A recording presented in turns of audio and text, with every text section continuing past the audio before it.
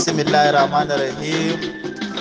Allahumma salli ala sayyidina Muhammad salatun tukrumu biha masawa'u wa tashruku biha uqubahu wa taballugu biha yawmal qiyamati manawwar da'u hadhihi salatu al-azimat ya sayyidina Rasulullah sallallahu alaihi wasallam. Mai saurare za ka saurari gaskiya daga bakin nan uwanka ya da sai hayya.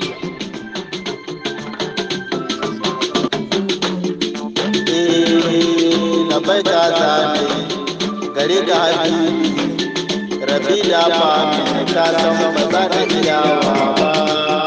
Da farko Allah sarki ka ne mai mulki kai ne za ka yi har ma a yi mamaki. Salatin Allah a gare sa mai kyan haifa da ahadinsa har ma da sahabbansa to Abubakar Umar Usman nasa har ma da Aliyu ya yi ma'aikinsa. Idan ka ga su gudu mazajen kunna ba sa son wasa. Rabbi da ba ka san ba za na iyawa ba. Sai ya dafa da mun zo ji tausan ya buta da kunna a cikin Rabbi da ba ka san ba za na iyawa ba. Yaba da za a yi ayo da na sashi shehudu ya yi wannan mai yawan zuru.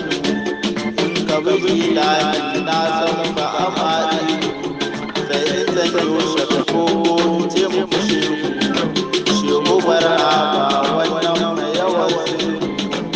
Rabbi ya ba mu ka san ba za na iyawa ba sai dai sharin sa da na san sa. Rabbana ba da masoyi wanda baya son wasa. Salamu alaika ya da cikon aiki ka ne mai ranar da ba mai godiya da a gare ka Allah sarki da kai yuna kai yusa cikon aiki.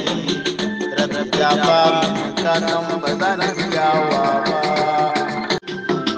Bismillahirrahmanirrahim.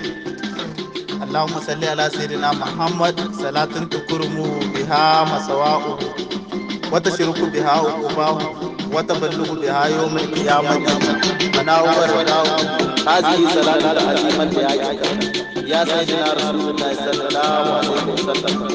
Mai saurare za ka saurari gaskiya daga bakin nan uwanka ya da sai